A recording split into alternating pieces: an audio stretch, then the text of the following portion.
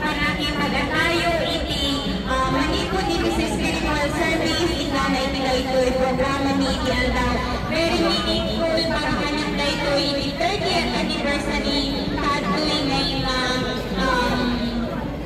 makita may denti pa nagmemay sa ganun para iti visitas ni imado iti ay parang sa mga visitas namin kasi sila pinagpili ito ay lumalago hindi lamang sa member kundi lumalago sa mga biyayang natatanggap.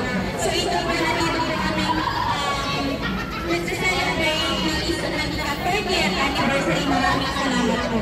May short na ibabahagi lang po sana ako sa inyo. Sorry sa buhay ko. Nung bata ako or noon sa kay Papa, hindi na or handa ko may kalagat na ang ugali ni Papa ko sabi ng ito kuna na ako po yung anak ko tamangan kayo kuna na mangan kayo at mga 11 something kayo ng ajay. Kung kunang kinipapang ko ang nakasapsapa kay laong kuna nagsapa kay laong ng mga rider pangaldaw, pangrabi or pangbigat.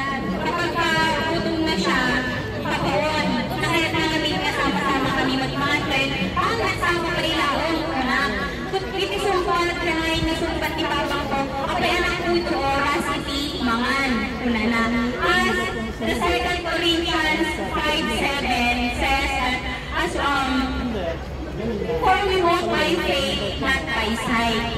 So lumalakat tayo hindi dahil lang sa nakikita natin kundi dahil sa kahit hindi pa natin nakikita naniniwala na tayo. Tapos kinipapang ko uray 100 oras tikitaan na ludigan ko kaniklanan si visit na kinaulalan na kasangod ka na tayo. When we walk towards God, we walk by faith and not by sight. A blessed Sunday, a blessed 30th anniversary na natin amin. Magtutuloy tayo Queen's Lego, Kapitolania, maganda ngayon ngayon pagbalinan tayo, kapanghawangan tatlo kasakit at tutuloy tayo. Again, thank you na naging support tayo mula legally, mula sa kusina hanggang sa pag-prepare. Maraming salamat po. God bless us all. Wow, thank you ako.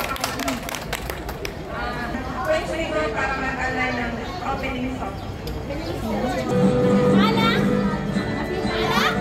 Kasi ko magiging na dilikod.